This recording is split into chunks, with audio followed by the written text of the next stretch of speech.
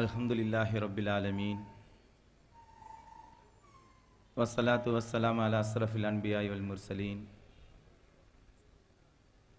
வஅலா ஆலிஹி வஸஹ்பிஹி அஜ்மஈன். 5 அம்ச கோரிக்கையை வலியுறுத்தி மக்கள் சந்திப்பு நிகழ்ச்சியை எஸ்டிபிஐ கட்சி நடத்தி கொண்டிருக்கின்றது. 7 ஆண்டுகளுக்கு முன்பு மக்களுக்கே அதிகாரம் என்ற மூலத்துடன் தொடங்கிய கட்சி பயணம் இந்திய தேசம் முழுவதும் பல மாநிலங்களிலே மாநகராட்சி பிரதிநிதிகள், ஊராட்சி பிரதிநிதிகள், பஞ்சாயத்து தலைவர்கள் என மக்கள் பிரதிநிதிகளை கொண்டு மக்களோடு மக்களாக வெற்றியுடன் பயணித்து வருகிறார்கள். அல்ஹம்துலில்லாஹ், பாப்புலர் ஃப்ரண்ட் ஆஃப் இந்தியா சார்பாக எங்களுடைய வாழ்த்துக்களை தெரிவித்துக் கொள்கிறேன். கண்ணியத்திற்குரிய பெரியோர்களே, சொந்த மண்ணிலே Social Democratic Party of India நடத்தக்கூடிய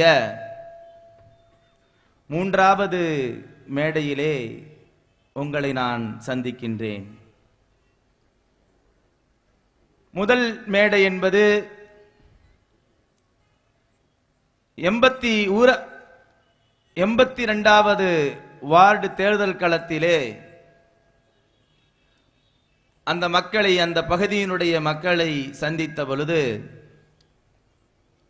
மேடையில் இருந்த தலைவர்கள் உட்பட அனைவரும் அந்த மக்களிடத்திலே தேர்தலுக்கான பிரச்சாரத்தை முன்வைக்கக்கூடிய நேரத்திலே அர்த்தமுள்ள ஓட்டை நீங்கள் அளியுங்கள் என்பதாக அந்த மக்களிடத்திலே முன்வைத்தோம். அந்த மக்கள் பெரும்பான்மையான ஓட்டுடன் மிகப்பெரிய வெற்றியை அல்ஹம்துலில்லாஹ் நல்கினார்கள். தற்பொழுது அந்த அர்த்தமுள்ள ஓட்டினுடைய அர்த்தத்தை நாம் அறிய வேண்டும் என்றால் 82வது வார்டு பகுதியிலே கொடுத்த வாக்குறுதியையும் நிறைவேற்றிய அம்சங்களையும் நாம் அங்கு கண்டு தெரிந்து கொள்ளலாம். பெரும்பான்மையான வாக்குறுதியை அவர்கள் நிறைவேற்றி இருக்கின்றார்கள். ஒரு சில வேலைகளை அவர்கள் தொடர்ந்து செய்து கொண்டிருக்கின்றார்கள். தாராளமாக மக்கள் கேள்வி கேட்கலாம், பதிலளிக்க கடமைப்பட்டு இருக்கின்றார்கள், விமர்சனங்களை வரவேற்கிறார்கள். இரண்டாவதாக, மிகப்பெரிய அளவிலே ஒரு மாநாட்டை வஉசி பூங்காவிலே நடத்தினார்கள். ஆயிரக்கணக்கான மக்கள் பங்கேற்ற அந்த அவையிலே ஒரு முழக்கத்தை முன்வைத்தோம், உன்னை கொடு நீதியை பெறு என்ற அடிப்படையில். சமீபமாக நிர்வாகிகளோடு பேசிக்கொள்ளக்கூடிய நேரத்திலே சோசியல் டெமோக்ராட்டிக் பார்ட்டி ஆஃப் இந்தியாவினுடைய வளர்ச்சியை பற்றி கேட்டறிந்து கொள்ளக்கூடிய நேரத்திலே கோவை பகுதியிலே பெரும்பான்மையான பகுதிகளில் எஸ்டிபிஐ கட்சி கால் பதித்து தன்னை கொடுத்து நீதியை பெறுவதற்கான போராளிகள் அணிதிரண்டு விட்டார்கள் என்ற செய்தியை கேட்டேன். அல்ஹம்துலில்லாஹ். மூன்றாவதாக, இந்த சந்தர்ப்பத்தில் ஒரு விஷயத்தை முன்வைக்கின்றேன். 5 அம்ச கோரிக்கைகளை வலியுறுத்தக்கூடிய இந்த மக்கள் சந்திப்பு தலைவர்களை அறிமுகப்படுத்தவோ தலைவர்களை படோபலத்தில் ஏற்றுவதற்கான சந்திப்பு அல்ல. இது ஒரு கொள்கை முழக்கமாக தொடர்ந்து தமிழகத்திலே அவர்கள் பல்வேறு கோரிக்கைகளை முன்வைத்து போராட்ட களத்தை சந்தித்து வருகிறார்களே, மக்களோடு மக்கள் நின்று போராடி வெற்றியை நல்க வேண்டும் என்ற அடிப்படையில் அவர்களை மக்களை சந்தித்துக் கொண்டிருக்கின்றார்கள் என்பதாகவே நான் நம்புகின்றேன். அந்த அடிப்படையில் 2 கோரிக்கைகளை உங்கள் முன் வைக்கின்றேன். மத்திய அரசு என்ன செய்து கொண்டிருக்கின்றது, மாநில அரசு கடந்த காலங்களில் என்ன செய்தது, இந்த சமூகம், இந்திய மக்களே விழித்தெழுங்கள், இந்தியாவில் வாழும் மக்களே விழித்தெழுங்கள். மத்தியில் ஆட்சி செய்யும் பாரதிய ஜனதா ஆட்சி மதசார்பின்மையோடு மக்களை வழிநடத்தக்கூடிய முயற்சியில் மேற்கொண்டு இந்துத்துவாவை நிலைநாட்டுவதற்கான முயற்சியில் ஈடுபட்டுக் கொண்டிருக்கின்றார்கள். இந்திய தேசத்துக்கு ஆபத்து. மக்கள் விரோத போக்கு பாஜகவை வீழ்த்த இந்திய மக்களே விழித்தெழுங்கள். அதே போன்று தமிழகத்திலே முஸ்லிம்களுடைய 2 கோரிக்கையை நான் முக்கியமாக பார்க்கின்றேன். ஒன்று, இடஒதுக்கீடு கோரிக்கை.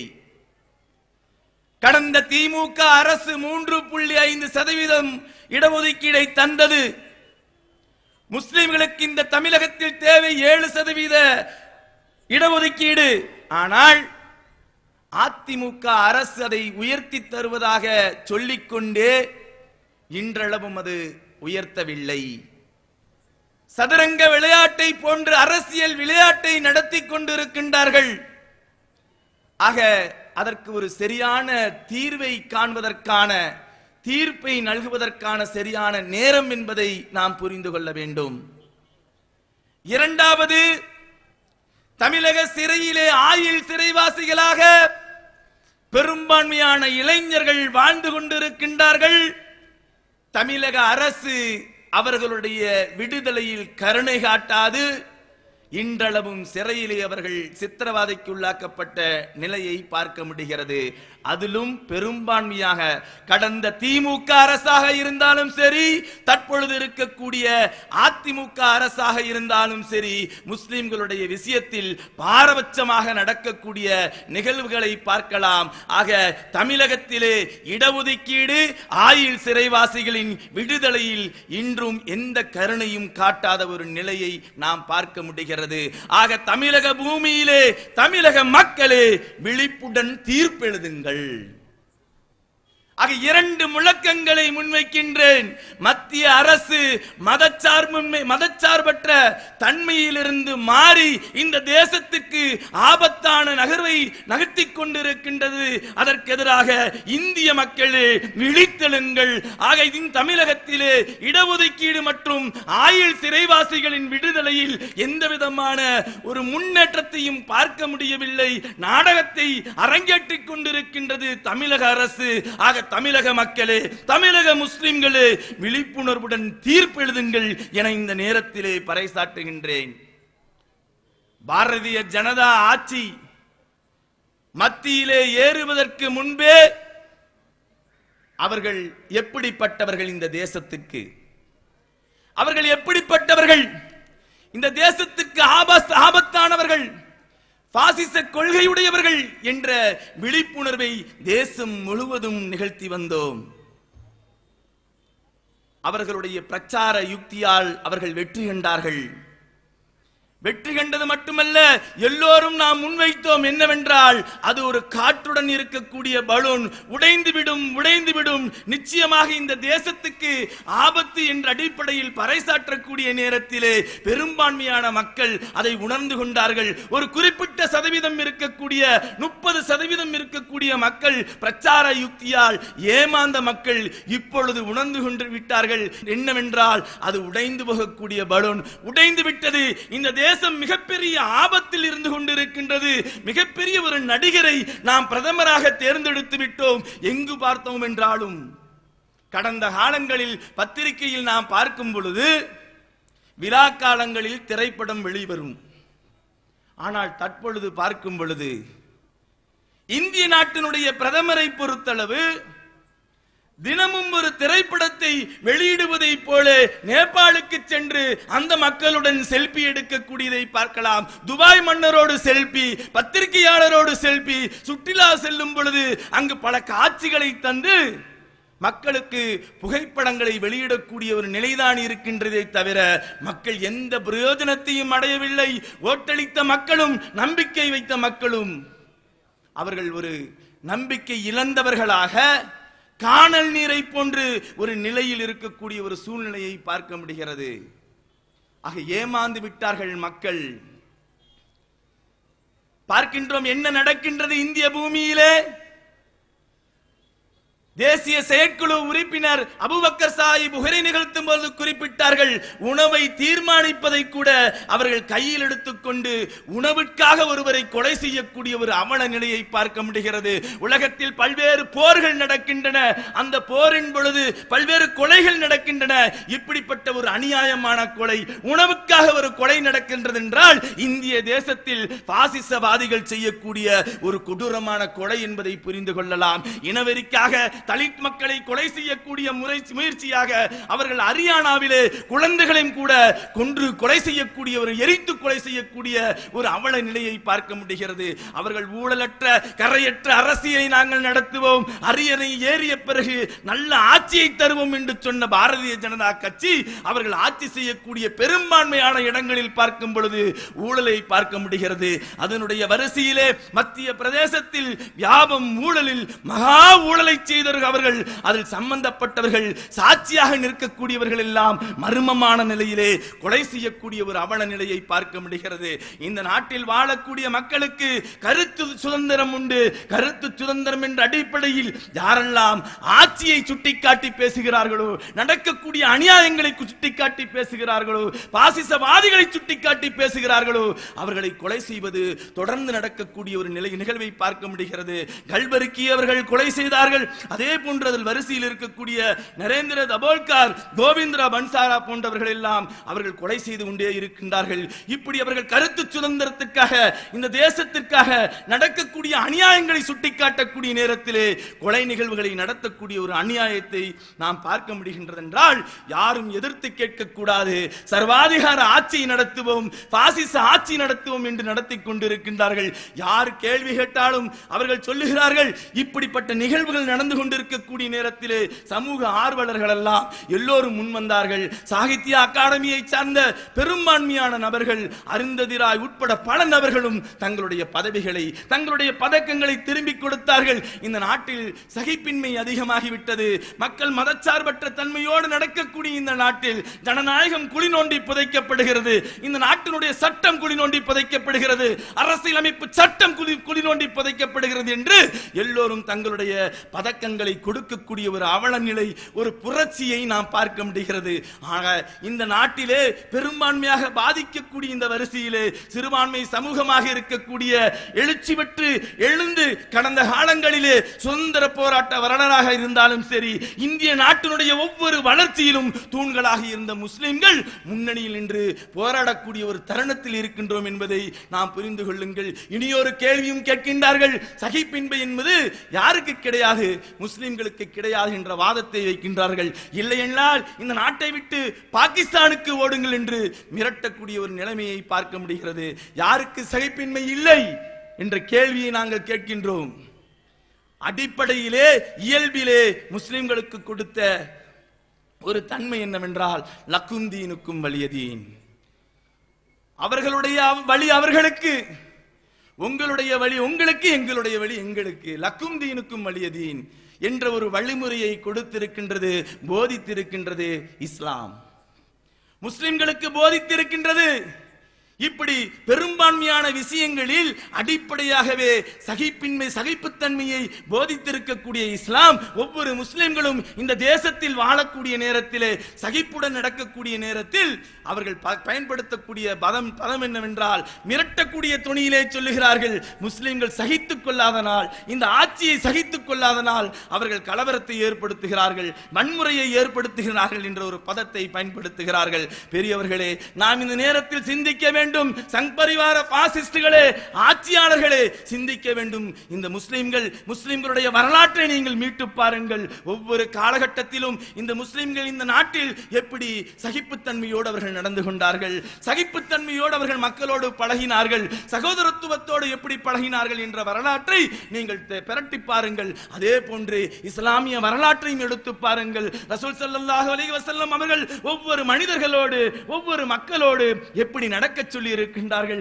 எந்த அளவுக்கு தன்மையோடு நடக்க சொல்லி இருக்கின்றார்கள், எந்த அளவுக்கு விட்டு கொடுத்து நடக்க சொல்லி இருக்கின்றார்கள் என்ற வரலாற்றை நீங்கள் தோண்டி பாருங்கள். இனியும் உங்களுக்கு இப்பொழுது நடந்து கொண்டிருக்கக்கூடிய நிகழ்வை நீங்கள் பார்க்க வேண்டும் என்றால் சென்னைக்கு சென்று பாருங்கள். அங்கே சென்னையிலே நடந்து கொண்டிருக்கக்கூடிய அந்த வெள்ளப்பெருக்கின் மூலமாக பல்வேறு மக்கள் தத்தளிக்கக்கூடிய நேரத்திலே பத்திரிகையில் வேண்டுமானால் பெரிய அளவுக்கு வராமல் இருக்கலாம், அங்கு இருக்கக்கூடிய எல்லா பள்ளிவாசல்களிலும் சகோதரத்துவத்தோடு சகிப்புத்தன்மையோடு அனைவரையும் வரவேற்று உபசரிக்கக்கூடிய தன்மையை நீங்கள் அங்கு சென்று பாருங்கள்.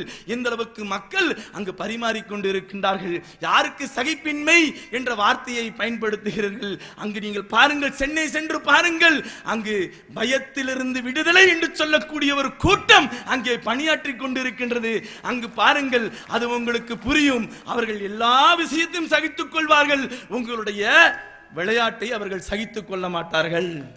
அவர்கள் எல்லா விஷயத்தையும் சகித்துக் கொள்வார்கள், உங்களுடைய விளையாட்டை சகித்துக் கொள்ள மாட்டார்கள். ஆக சங்க பரிவார பாசிஸ்டுகள் இந்த தேசத்துக்கு அவர்கள் நடத்தி வரக்கூடிய ஒவ்வொரு கொடுமைகளுக்கும் ஒவ்வொரு சித்திரவதைகளுக்கும் இதுக்கு சரியான ஒரு தீர்வை கொடுக்கக்கூடிய ஒரு வழிமுறையை Social Democratic Party of India தேசம் முழுவதும் நிகழ்த்தி கொண்டிருக்கின்றது என்பதை நாம் பத்திரிகையில் பார்க்கலாம், சமூக இணையதளத்தில் பார்க்கலாம். பத்திரிகை வேண்டுமானாலும் மறைக்கக்கூடிய முயற்சிகளில் இருந்தாலும் கூட தேச நடக்கக்கூடிய ஒவ்வொரு நிகழ்வும் முஸ்லிம்களுக்கு எதிராக சரி, சிறுபான்மை சமூகம், தலித் சமூகம், இந்த தேசத்துக்கு என்னென்ன ஆபத்துகள் நடக்கின்றதோ அத்தனை விஷயங்களுக்கும் போராட்ட களத்தை கண்டு மிகப்பெரிய ஒரு நீதியின் குரலை முன்வைக்கக்கூடிய ஒரு நிகழ்வை பார்க்கலாம். ஆக சகிப்புத்தன்மை யாருக்கு இல்லை என்று சொல்லுகிறீர்கள்? சகிப்புத்தன்மையில் வார்த்தெடுக்கப்பட்ட நாங்கள், ஆனால் சகிப்பின்மை எங்களுக்கும் உண்டு. எப்பொழுது? சகிப்பின்மை எங்களுக்கும் உண்டு. எப்பொழுது? நீ தாத்ரி போன்ற நிகழ்வுகளில் அங்கிருக்கக்கூடிய அகலாக் போன்ற 50 வயது முதியவர்கள் எல்லாம் நீ கொலை செய்யக்கூடிய முயற்சிகளை மேற்கொள்கிறாய், மக்களை அச்சுறுத்துகிறாய், ஒரு அறை கொடுத்தால் 1 லட்சம் ரூபாய் என்று மிரட்டுகிறாய். இப்படிப்பட்ட ஒரு நிலை சட்டத்துக்கு புறம்பாக நடக்கக்கூடிய நேரத்திலே சகிப்பின்மை எங்களுக்கும் உண்டு. எப்பொழுதென்றால் இந்திய சட்டம் சொல்லுகின்றது, உன்னை தற்காத்துக் கொள்வதற்காக நீ தடுப்பு நடவடிக்கையை மேற்கொள்ளலாம் என்று சொல்லுகிறது. ஆக எங்களுக்கும் சகிப்பின்மை உண்டு.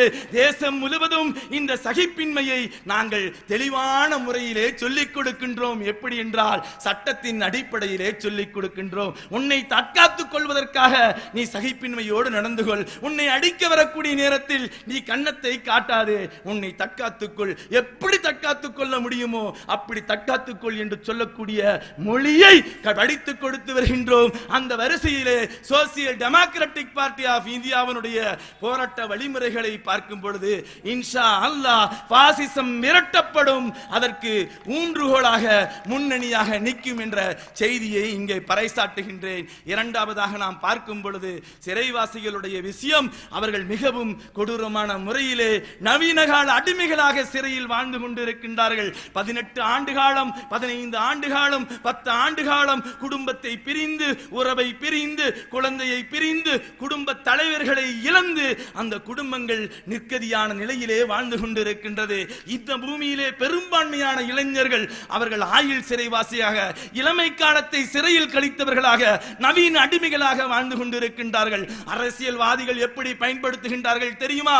ஓட்டு வங்கிக்காக பயன்படுத்துகிறார்கள். தேர்தல் நேரம் வரும் பொழுது நீங்கள் கமிஷனரை வந்து பாருங்கள், உள்துறை செயலாளரை வந்து பாருங்கள், உங்களுக்கு சாதகமான பதில் வரும் என்பதாக சொல்லிவிட்டு அழையவிட்டு தேர்தல் நேரத்தில் ஓட்டை பொறுக்கிவிட்டு முஸ்லிம்களை கைவிடக்கூடிய ஒரு அவல நிலையை பார்க்க முடிகிறது. இந்த அரசு, அதிமுக அரசு ஒரு குறிப்பிட்ட வருடத்திற்கு முன்பு நேரில் சந்தித்து அரசிடத்தில் முறையிடக்கூடிய நேரத்திலே கொள்கை முடிவு, நாங்கள் ஆயுள் சிறைவாசிகளை விடுதலை செய்வது இல்லை என்பதாக குறிப்பிட்டார்கள். ஒரு குறிப்பிட்ட ஆண்டுகளுக்கு பிறகு நாம் பார்க்கும் பொழுது சட்டசபையிலே தீர்மானம் நிறைவேற்றுகிறார்கள். ராஜீவ்காந்தி கொலை வழக்கில் சம்பந்தப்பட்டவர்களை விடுதலை செய்வதாக சட்டசபையிலே தீர்மானத்தை நிறைவேற்றுகிறார்கள். நாங்கள் வரவேற்கிறோம், அவர்களை நீங்கள் விடுதலை செய்துங்கள். நீண்ட காலமாக முஸ்லிம்களுடைய கோரிக்கையை வலியுறுத்திக் கொள்கின்றோம். நீங்கள் ஆயுள் சிறைவாசிகளை விடுதலை செய்யுங்கள். அவர்கள் 18 வருடங்கள் இருக்கின்றார்கள், 15 வருடங்கள் இருக்கின்றார்கள். அவர்கள் ஆயுள் காலம் முழுவதும் கழித்து விட்டது என்ற அடிப்படையில் ஒற்றை கோரிக்கையாக பெண்கள் குடும்பமாக எல்லோரும் எல்லா இயக்கங்களும் போராடக்கூடிய நேரத்தில் கண்டுகொள்ளாத அரசு பாரபட்சமான நடவடிக்கையில் ஈடுபடுவதை நாம் பார்க்க முடிகிறது. ஒரு குறிப்பிட்ட நாளுக்கு முன்பு நான் மருத்துவமனையில் இருக்கக்கூடிய 2008 முதல் ஆள்கொல்லி நோயால் பாதிக்கப்பட்டு இருக்கக்கூடிய அபுதாயர் என்று சொல்லக்கூடிய சிறைவாசியை சந்தித்து பார்த்தேன். அவர் ஒரு விஷயத்தை குறிப்பிட்டார். என்ன விஷயம் என்னவென்றால், நான் நீண்ட காலமாக நான் சிறையில் இருந்து கொண்டிருக்கின்றேன். 2008 சிறையில் இருந்து கொண்டிருக்கின்றேன். நீதிமன்றம் ஆணையிட்டு விட்டது. என்ன ஆணை என்றால், நீங்கள் விடுதலை செய்யலாம். அவர்களுக்கு வேணும் அவசியப்படக்கூடிய மருத்துவ உதவியோடு அவர் வீட்டில் மருத்துவமனை பார்த்து வீட்டில் அவர் இருந்து கொண்டு அதுக்கான உதவிகளை மருத்துவத்திற்கான உதவியை செய்து கொள்ளலாம் என்ற அடிப்படையில் நீதிமன்றம் ஆணையிட்டும் கூட அரசு விடாத நிலையிலே மருத்துவமனையிலே வைத்திருக்கின்றார்கள். அவன் பயன்படுத்திய ஒரு வார்த்தை என்னவென்றால், முதலெல்லாம் வரக்கூடிய இளைஞர்கள் எங்களை சந்தித்து நேரில் வந்து சந்தித்து பார்ப்பார்கள். தற்பொழுது எல்லோரும் பிஸியாக உலகத்தினுடைய வேலை பளுவின் காரணத்தினால் அவர்கள் பிஸியாக இருந்து கொண்டிருக்கின்றார்கள் என்ற ஒரு செய்தியை குறிப்பிடும் பொழுது நமக்கு வருத்தமாக இருந்தது. என்னவென்றால், உலகம் என்று மகன் என்று சொல்லக்கூடிய ஒரு சொல்லோடு முடங்கி விடாதீர்கள் சமூகமே. அந்த மகன் என்ற வார்த்தை எவ்வளவு பெரிய கூட்டமாக இருந்தாலும் சரி, நுரையை போன்று மிகப்பெரிய கூட்டமாக இருந்தாலும் சரி, அது வைக்கோல் போன்று உலக தன்மையோடு உலக பிடிப்போடு வாழக்கூடிய தன்மைக்குத்தான் மகன் என்று சொல்வார்கள். அந்த தன்மையில் இடம்பெற்று விட்டால் நிச்சயமாக நாம் வெற்றி காண முடியாது. ஆக அந்த சிறைவாசிகளின் நிலைமையை பொறுத்தளவு, ஆயுள் சிறைவாசிகளின் நிலைமையை பொறுத்தளவு அவர்கள் நவீன அடிமைகளாக வாழ்ந்து கொண்டிருக்கின்றார்கள். ஆக அவர்களுடைய விடுதலைக்காக நம்முடைய போராட்டங்களை முன்னெடுக்க வேண்டிய அவசியம் இருக்கின்றது. வரக்கூடிய நாட்களில் தேர்தல், சட்டசபை தேர்தலின் பொழுது ஆட்சியாளர்கள் ஏமாற்றுவதற்காக வருவார்கள். ஒரு காலம் நாம் ஏமாந்து விடக்கூடாது, சமூகம் ஏமாந்து விடக்கூடாது, மக்கள் ஏமாந்து விடக்கூடாது. நிச்சயமாக Social Democratic Party of India சரியான ஒரு தீர்வை காணும் என்பதை இந்த நேரத்தில் நான் முழங்குவதோடு, சரியான தீர்ப்பை மக்கள் எழுத வேண்டும், மக்கள் சரியான தீர்ப்பை எழுத வேண்டும் என்று வலியுறுத்தி, இந்திய மக்களே விழித்தெழுங்கள், பாசிசத்துக்கு எதிராக தமிழக முஸ்லிம்களே சரியான தீர்ப்பை எழுதுங்கள், இடஒதுக்கீட்டுக்கும் ஆயுள் சிறைவாசிகளின் விடுதலைக்காகவும் என கேட்டுக்கொண்டு விடைபெறுகிறேன். வாஹிருதானா அல்ஹம்துலில்லாஹி ரப்பில் ஆலமீன். அஸ்ஸலாமு அலைக்கும் வரஹ்மத்துல்லாஹி வபரகாத்துஹு.